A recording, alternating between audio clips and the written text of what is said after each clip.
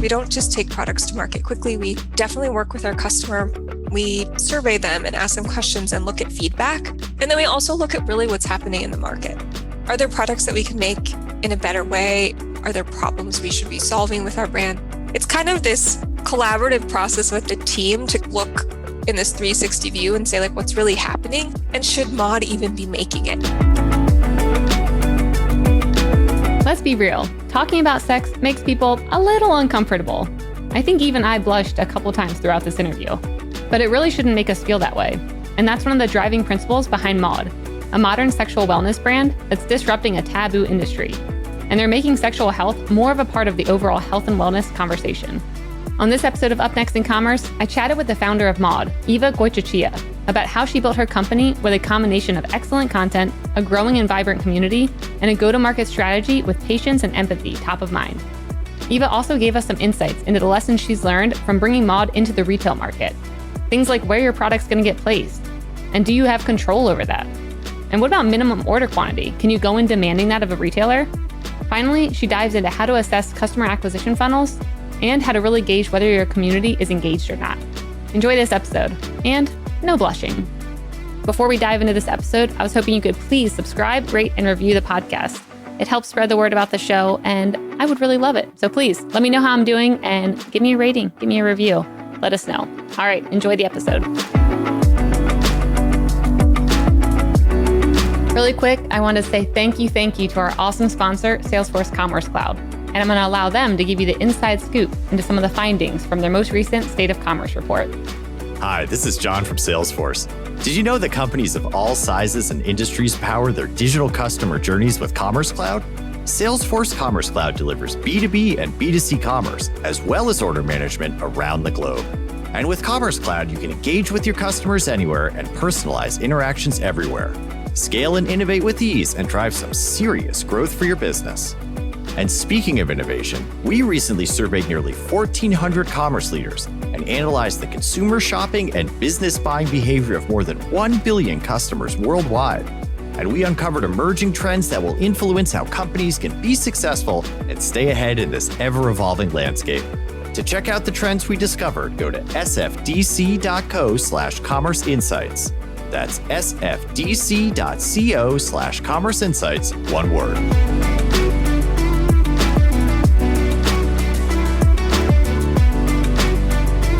Hey everyone, and welcome back to Up Next in Commerce. This is your host, Stephanie Postles, CEO at mission.org.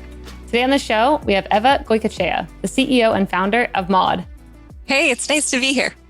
I'm excited to have you on. I feel like this is going to be a very intimate, fun conversation. The first of its kind, no puns intended. But I would love to, before we dive into Maude and what it is, I always like to start with the beginning stories. Tell me a bit about what you did before founding Maude. Yeah, so I'm going to try to tell the short version because I think it all connects. So I studied advertising in New York in the early 2000s, like very analog time. Went back to California, became a legislative aide in healthcare, and then moved to LA and went back into marketing. Worked with a lot of brands, but then was one of the early employees at Everlane. And I think that those two experiences really shaped how I got to Maude. And so I started working on Maude in 2015 after leaving Everlane in 2013. And here we are. Awesome. So what did the early days of Maude feel like? Like, where did the inspiration come from? What is Maude? Tell me about like how the early days were back then. So Maude was born out of this conversation I had with some friends of mine who were also founders in a business with me called Tinker Watches. Mm-hmm. And we started talking about sexual wellness and like, what is an industry that has just never been changed? And this is one of them. And at least for the modern consumer, it's changed many times, but I think for the modern consumer. And I was like, this is the idea I've been waiting for between the healthcare background and what I thought I would pursue, which was a master's in public health and consumer brands. This is what I want to work on. And everyone's like, I can't tell my grandma that I sell condoms. And I'm like, I'm going to do this. And so I started working on it. And the early days were very similar to COVID for most people, which was like heads down at my house, working on this idea, not ever feeling super connected to the outside world. And then here we are many years later, and it's something that's just grown a lot. So that's amazing. So what kind of products do you offer now? We launched in 2018 and we We had condoms, lubricants, a vibe. And then later on that year, we had a massage candle. And now the business is about 75% sex essentials and 25% bath and body products, which are meant to be used with a partner or alone. So that's kind of the profile of the business now. But we launched with these 4 products saying customers should be able to go to one place and find them. And that really resonated. That's amazing. I mean, how do you even view the landscape now? Has it changed since you got into it, or is it still the same? Like, what does it look like now? So much. I mean, on one hand, you see copycat brands, and that's always a little frustrating. But at the same time, I think it's kind of indicative of what is happening in the space, which is that people are starting to ask for sexual wellness to be considered a part of personal care and reframed that way. And they want to see products positioned in that way so that they can shop with the same sort of comfort you can when you're dealing with something like beauty. And so that's what you're seeing. And we're a brand that fits right there because we have these products that are bath and body and then also sex. And so it's really interesting. I think you're going to start to see the products. I mean, I know you are because I know where we're going in terms of retail, but you're going to start to see the products in places that maybe you wouldn't expect. Yeah. I mean, I'm thinking about even like a couple years ago, it's like if you're going to get something, you're like going to the back aisles of like a CVS and you're like, is anyone looking? Kapow, I'm going to grab it real quick, run and check out, and they'll look away while they're like paying for it. Like there is this like, stigma around, any items in like the sexual wellness industry. But I like how you guys are, kind of changing that, especially around your content for the company. Like you have these amazing products and it's nice because it's like you don't have a ton of products. It's very, you can either have this, which I think is important, especially in the early days of changing this industry. But how do you approach it from a content perspective that brings in new people, like I was just describing, who maybe would be like, whoa, I'm not going to buy this stuff online. So it was really this choice that we made early on. We had the blog, which is called The Modern, from day one. Okay. And the idea was, can you build a world around the product? Because we knew we weren't going to have many products. We didn't want to be an over-assorted brand. And people were reading it and they just kept consuming it. And then we started to get feedback. And then that turned into like seeing what was working and what wasn't. And so now it's been built out into these 3 verticals.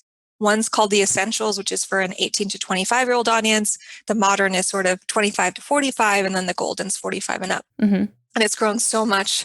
I think we get more traffic on the Modern than we do on the product side of the site, to be quite honest with you. And that's probably because we produce so much content. But it's been great. I think it really positions the brand in the right way. And we're showing content that we want to see in the world.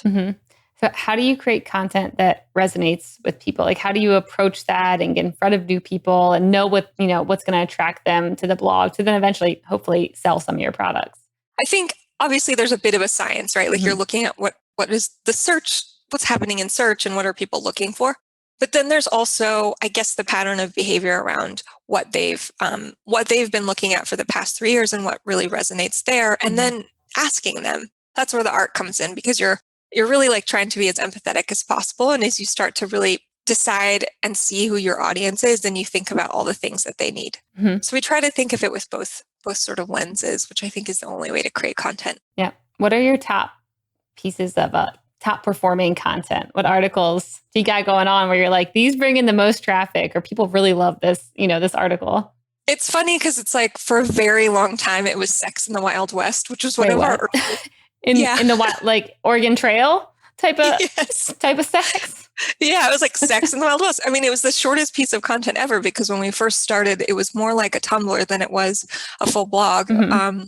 And for a long time, that was one of the biggest traffic drivers. It was so funny. People are searching for that. Like, I wouldn't even know the keywords to type in to even think, like, what did they do back then? Or I know. I don't know if it's like because there's not many resources for this. We were just getting, and it was sort of making it easier for it to float to the top of the search. I'm not sure, but that works really well. We don't dig into it too much, but sort of astrology and sex works really well. There are all of these kind of funny topics where I think people are thinking. I would say they're more like cultural moments than they are just the WebMD version of content that resonates with our customer. Oh, that's pretty fun hearing about the kind of content that works. So now with like COVID and everything, what have you seen with this market? I'm guessing, like we mentioned before, that you've had like crazy demand. People are all home trying to have fun. So what kind of new trends are you seeing pop up this past like year or two that maybe you weren't seeing before that? So I definitely think that one of the biggest trends that we've seen, which makes complete sense, is when people are on the site. We used to see it more when it was a 9 to 5 sort of world.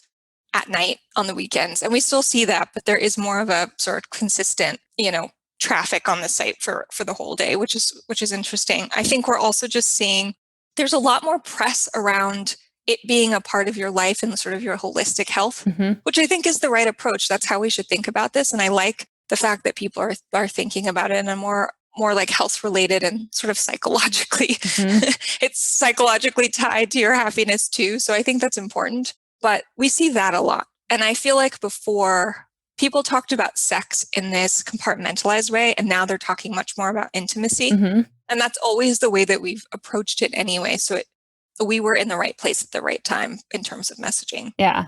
So the other thing I was reading about with your brand was that, you not only leaned into content as like a big part of even starting the company and less about paid ads maybe in the beginning, but you also focused on PR and you partnered with a celebrity, which I kind of want to hear about, like how you who is it? How did you get that partnership? And how did all of that accelerate growth in the beginning? So the PR was interesting because I was actually just looking at our first piece of press today for some reason. And that was in the beginning, like ever. Oh. And that was in the beginning of 2017. We actually, which was interesting. So the first thing that I did, because my background in brand building is also in design. And so I, threw up this website in 2015 for Maude, even though we weren't anywhere close to being ready to go to market. And we started getting inquiries about press. So I knew then that it was like a topic people were going to want to talk about. Okay, cut to 2017. We actually had a real landing page and we got our first piece of press and we used basically our renderings of our product. But that was an important piece in getting Maude off the ground because it was like the brand awareness happened so far in advance of launching that by the time it got there, we had built in community, we had captured those emails and people were excited and ready. And I think that that's a really interesting approach for people to take. I don't know that I would give your brand a year. It was a bit too long, but for us, that was about the amount of time it was. And then, so the celebrity partnership, which is with Dakota Johnson, came about. Her team approached us and said that she was really interested in the brand. And at first I was very hesitant to take on any celebrity sort of investment because I'm not really interested in putting a name to the brand in that way.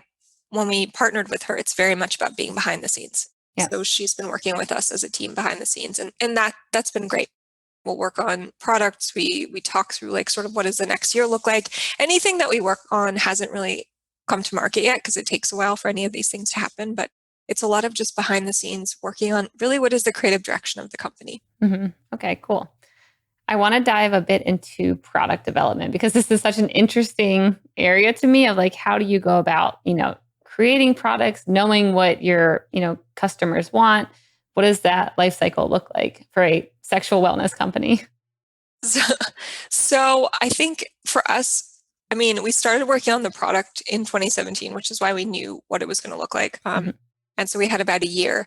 Every product that we make essentially has a 6 month to a year cycle before it gets to market. And we do that for a number of reasons. We don't just take products to market quickly. We definitely work with our customer. We survey them and ask them questions and look at feedback. And then we also look at really what's happening in the market. Are there products that we can make in a better way? Are there things that we should be, are there problems we should be solving with our brand? So it's kind of this collaborative process with the team to kind of look in this 360 view and say what's really happening. And should Maude even be making it? So how do you decide what parts should you be involved in and which things have you said no to?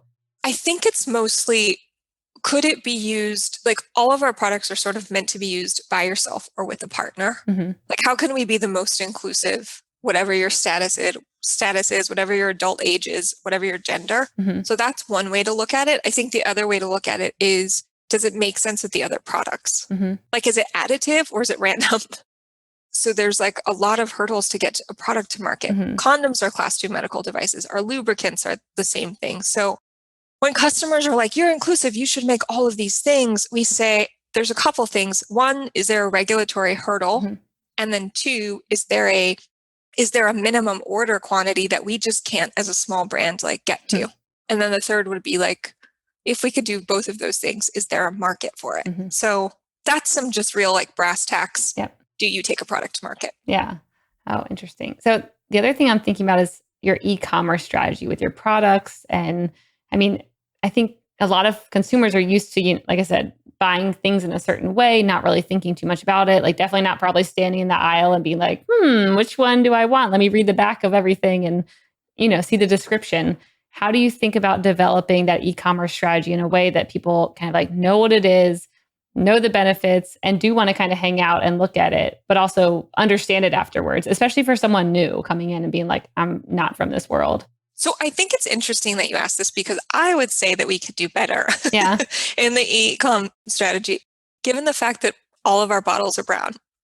Wait, all your bottles are brown. Okay. Yeah, it's like we have two lubricants. They both kind of look the same. So we've had the same challenges. Our thought was that we create these products that look great in your bathroom or on your bedside table that you wouldn't be embarrassed to have out. But I think in some ways it's also like, okay, but do you know what they are? So what we found in terms of e-com is to be really clear about how you're shopping for them. So our site is like merchandised in a way that's pretty clear and that you can find things in a couple ways. One is by usage. So if it's like before, during, and after sex, or just by like the actual type of product. And that seems to have been helpful. But I still think we have work to do on that front because I do think you're right. People come to the site and they might be uncomfortable or they might not know what goes together. So we are actively trying to make sure they don't just see a sea of brown bottles. Yeah. Oh, that's interesting. Like trying to put two in like things together to be like, this could be a package. And like, so do you have something that shows up on the side of your website that kind of is like, here's something that pairs with it? And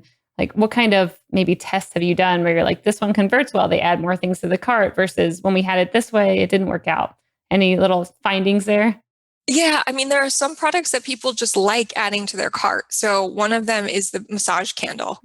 Like universally speaking, I don't know that everyone knows what a massage candle is per se, but a candle is like very easy to understand. So that works as an upsell.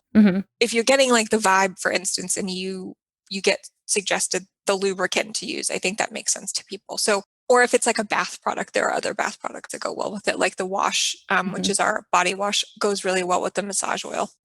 There's ways for us to like basically guide you through the journey, but I still think it's probably one of our biggest like challenges is to make sure that people know what else we have. Yep. Do you study other brands to kind of see, how they're doing things? Or are you like, we're such a different unicorn that there's really no one else that we can look at when it comes to, recommendations and trying to figure out who needs what at what point? Like, how do you figure out like good practices that you kind of want to try and implement? Well, so it's a bit of a conundrum in a couple ways. I think the first way is that like if you look at a let's call it a skincare site, usually those things are, maybe it's shopping by system. Like let's say that they just have one cream or one face wash. That's easy to understand. If it's by like say problem, it's distinctively called out. So it's for oily skin or dry skin. We don't have like, that's not how you shop this site. Yeah. So in one way, some of the products are a system, but they're not based on like a problem. And so, it's still something for us that we have to, I think, solve for. And one of the things that we're really, I wouldn't call us precious about it, but I do think that we try to be very kind and empathetic about is like, making the customer feel comfortable. So we don't want to scream anything on the site. I think there are times though that we're too toned down. Yeah. What about quizzes and things like that? Like if, someone comes and they're not really informed on what you guys are selling, have you tried out any quizzes that kind of guides people to what they might want? And in a way where they're like, I didn't get there myself. You told me to get there. So it's funny because originally the site was just a quiz. Oh. So when we first launched, it was like, it walked you through and you ended up with sort of 7 different kits, basically. The issue, there was a couple things, learnings, all things that anyone listening should know.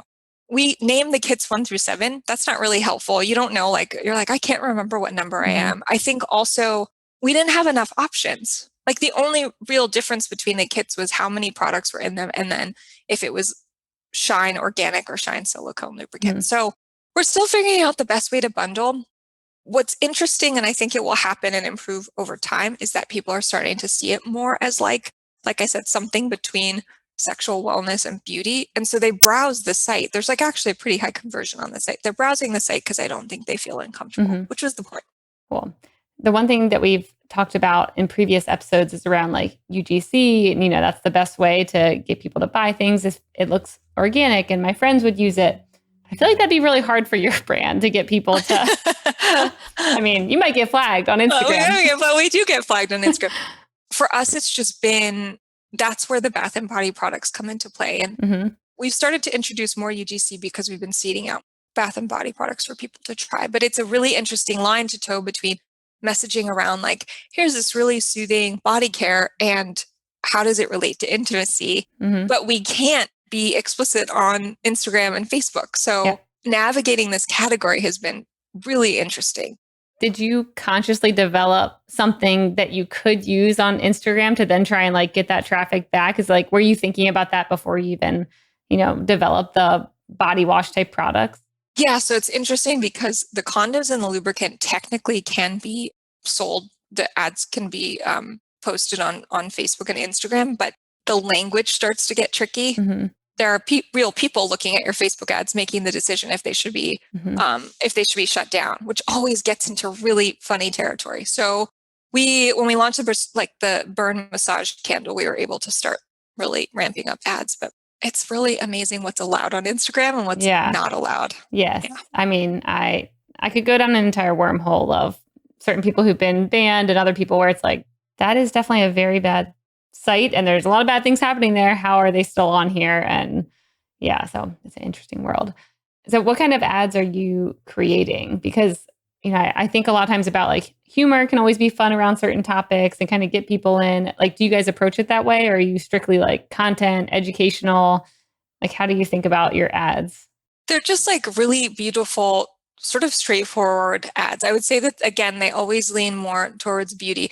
The funny part is that not to use the word funny because I'm about to say, Maude has a sense of humor. It's just typically like in the captions or in the writing or sort of like in the quippy parts of the content. So that could be brought out more. The ads are generally just like how to use the product and they're beautiful. Yep.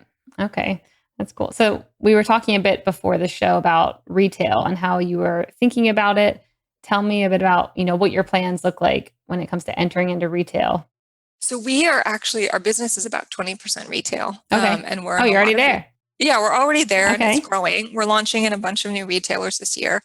The retail angle has been interesting. So we first started out, I can't remember who our first retailer was, but back in like 2018, we were definitely in a lot of smaller boutiques. We were in hotels, which makes sense, and started going into bigger retailers. And what was happening and what we still see happen is that the merchandising teams would be fighting over where we should be in store. Yeah.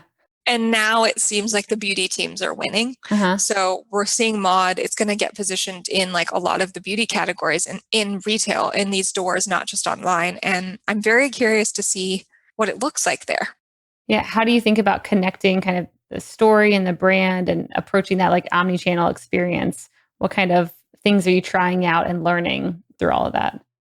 So the kinds of things that we're working on is like really sticking to the script for the brand because we see sort of a lot of crossover audience that comes to us via Instagram and then finds us out in the world in retail. Whereas I've definitely worked in brands that like try to cater to each retail audience and they've tested a lot. We try to just really be very distinctively on brand all the time so that people remember us. And I think when you're really a new brand or you're a younger brand, it's important for you to be memorable and top of mind. Yeah. How do you stay memorable? Like, what do you do, especially now that you say there's people popping up, like competitors, little copycats? How do you kind of differentiate yourself to make sure that you're not blending in with, someone else who enters into a Urban Outfitters? I think it's more about like what's the product assortment and then sort of what is the what's like our creative strategy, which hasn't been copied quite yet. The other thing is I've said this on other podcasts and I don't want to completely sound like a broken record, but I think there are really two types of companies. One is product and one is sort of mission-based companies. Very apropos to what you do. Perfect. And I think that our company is a mission-based company, which means you can't expedite the process of growing community and brand equity. And I think that that's what makes Maude really ahead of other brands that are trying to do it. It's like they'll have to build their own communities and their own look and feel, and customers will either get it or resonate with it or not. Yeah. I mean, do you find that you have the ability to stay connected with your customer afterwards? Like, how do you keep the conversation going to then increase, the lifetime value of that person and bring them back and kind of like stay within your community? What kind of things are you doing behind the scenes to ensure that happens? So our like biggest KPI internally has always been NPS and customer reviews and satisfaction. And we have really, really high NPS. And we focus on like making sure that they are engaging with our emails, and like whether or not they're coming back to buy from us is more a matter of, do they need it? What do their sex lives look like? Can we even control that? We can't do any of that work for them, but we can be there. And so it's staying top of mind through the content, and then making sure that they're happy. And so we check in on them often, and then try to listen when they're not happy. Yeah. How do you encourage reviews for your product? Because I could see, kind of like what we were saying earlier, people being hesitant to review something where their name's on there and, someone identifies them. Like, how do you get people to come in and drop some valuable insights into your review system?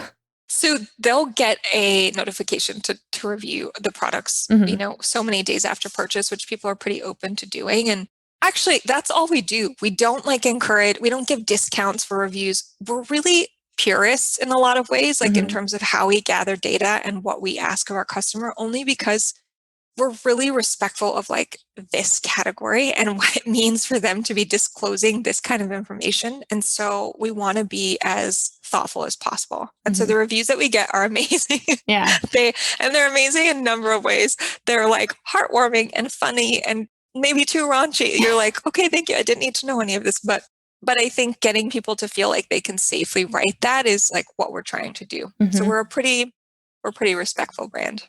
I mean, there are other ones that I think are like a lot of reviews where people will say like, I lost my spouse and I just didn't know if like I could navigate this alone. And this has made me feel like I'm a person again or lovable. And these things like we'll just be like crying in the office. So it kind of runs the range. There's lots of reviews and. Yeah. But I mean, I feel like that authenticity is key though, when people are especially like exploring a market that they've maybe never looked into before.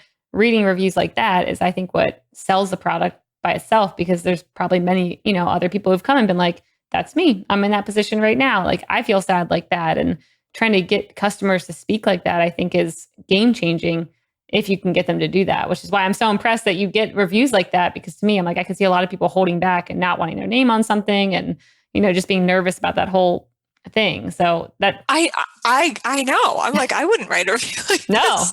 But you should read the reviews. After, you guys need to read the reviews because they're very funny. I do have one other funny review that I'll bring up.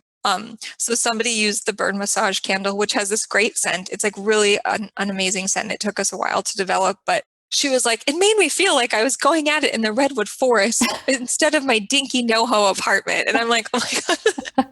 Man, these people are good copywriters. Like, can I hire them? Wow. Oh, and one woman wrote about the vibe. She was like, powerhouse, a workhorse, an icon. That got turned into an email. I was gonna say, that could be the tagline of the product. Like, your customers should be the ones, putting in their ideas, and then you just take their names and their taglines. Man, that's good. That was good. So where do you see Maude heading over the next maybe like 1 to 3 years? What are you guys excited for, planning for? We're planning to go into 1 or 2 other categories. I think we're really like deepening the product categories we have, and then, venturing into a couple others, all around intimacy. Like, if it can be in the before, during, or after category, like, we'll make it. So I'm really excited about that, because I envision this like Maude. We have one in the office, so I guess it's easy for me to do. But I envision a Maude shelf, and I'm like, okay, what does that complete experience look like? And I'm so excited to build that, and then to see it come to life on these end caps and in these retailers is just, it's incredible. Like, and then to go back to the reviews for a second, like how much these products have impacted people's life. I think that's like where I'm really excited to help, continue to solve for their needs, and also create products they really like and that have made their lives better in a small or sometimes big way. So when thinking about retail, I know I keep getting back to this, but I'm just so impressed that you guys are going this route and like having success in it.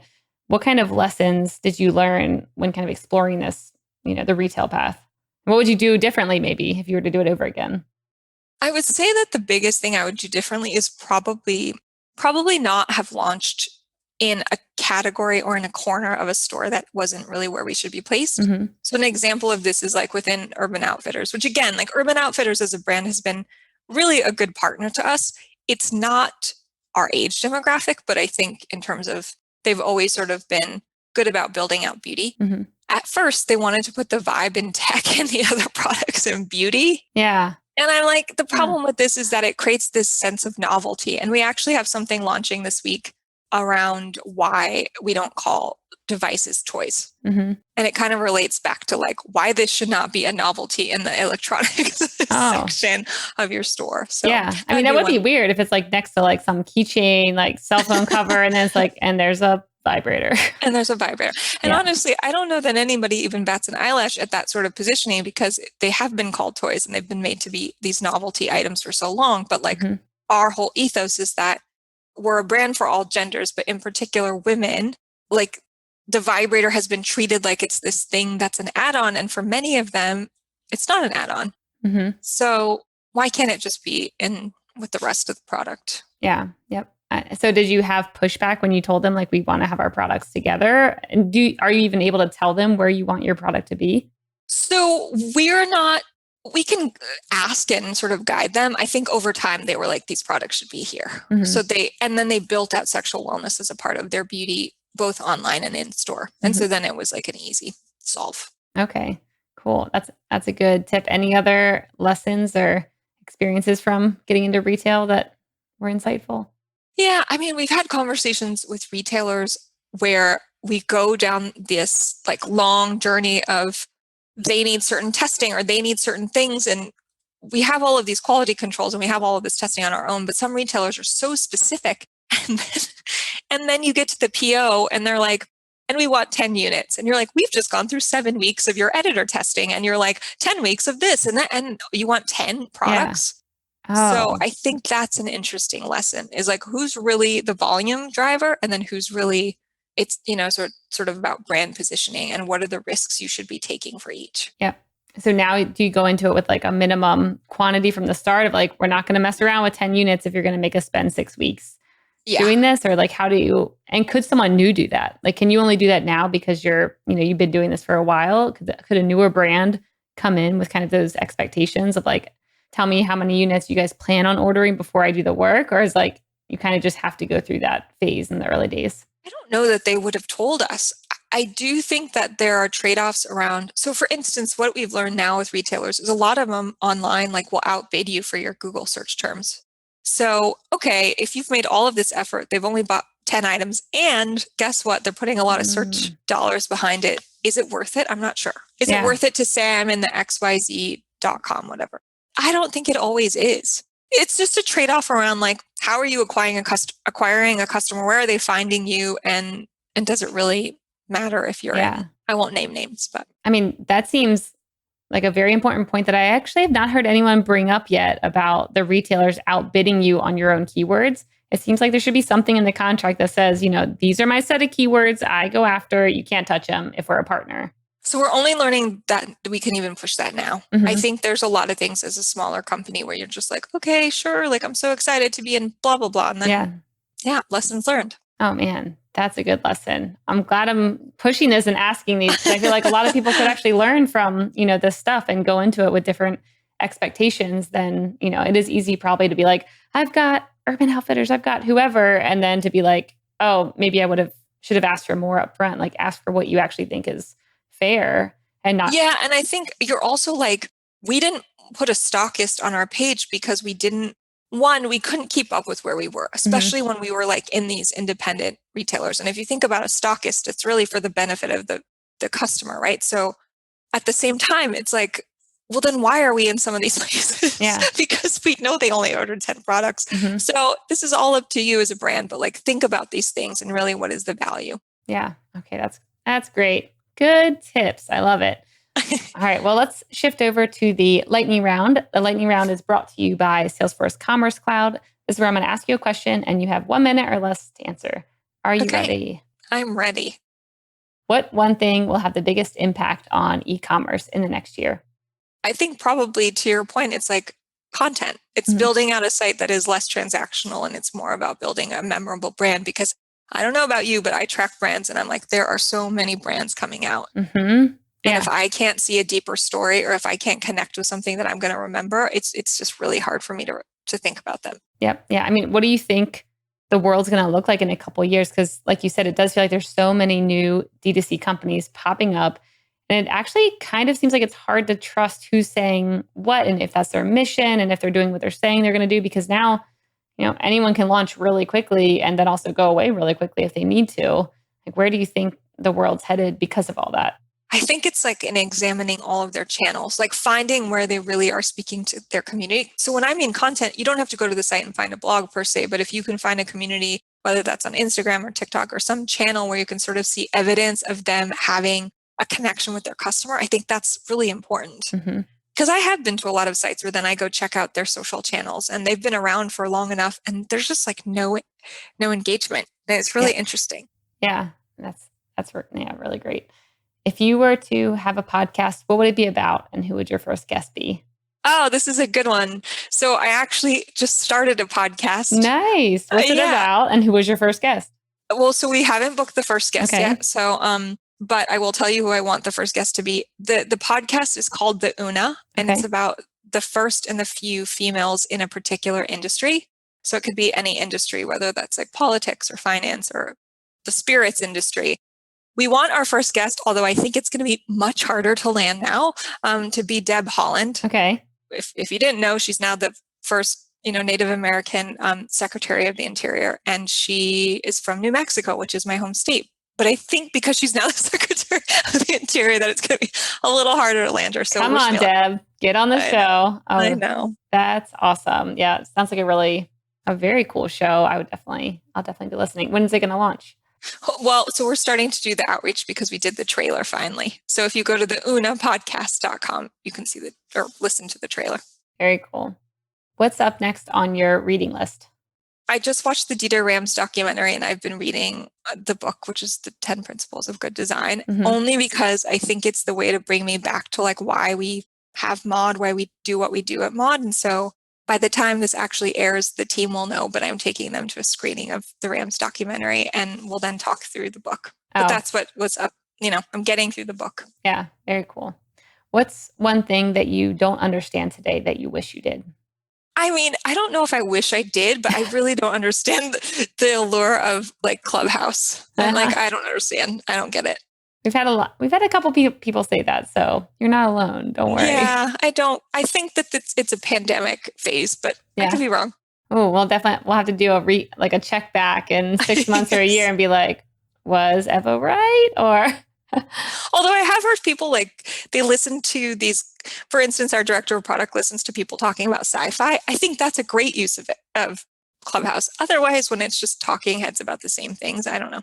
All right. And then the last one, what's the nicest thing anyone's ever done for you? Oh, well, I mean, this is going to sound cliche, but my husband is actually a mechanical engineer and he's the one that's designed, he designed the vibe. He designed our second product. Wow. And he doesn't work for Maude full time. And he really builds the business with me when needed as if he were a part of it. So I think that's the nicest thing that anyone has done for me. That's pretty amazing and awesome. Go him for stepping in and helping like that. Was he unsure if he wanted to design sexual wellness products at first? Like, did you have to kind of be like, come on? No, like his take on design and sort of the usefulness of design, which I would actually joke goes back to sort of this Rams documentary, is like these products are really everyday items and they should be made to be used that way. And so I think he liked the fact that Maude was turning it into an everyday object instead of making it phallic and loud and all of these other things. So I think he was just like, great, let's make this product better. Oh, that's awesome. That's amazing. Well, Eva, this has been so fun having you on the show. Such a different interview, which I've loved. And it's been fun hearing about Maude and the industry and all that. Where can people find out more about you and Maude? Well, with me, it's if they follow me on Instagram, it's EvaGoicochea.com, which is really long, but I'm sure if you type in EVAGOI, you probably will find me. So, and then Maude is getmaude.com, MAUDE, because we could not just get Maude.com. Amazing. All right, everyone, go check it out. Thanks so much for joining us. It was a pleasure to have you. Thank you so much for having me.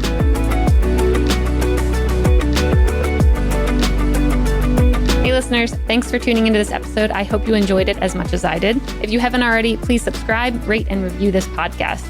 It helps spread the word, and I would greatly appreciate it. See you next time. Up Next in Commerce is brought to you by Salesforce Commerce Cloud and created by the team at mission.org. Subscribe now at Apple Podcasts or wherever you listen to podcasts.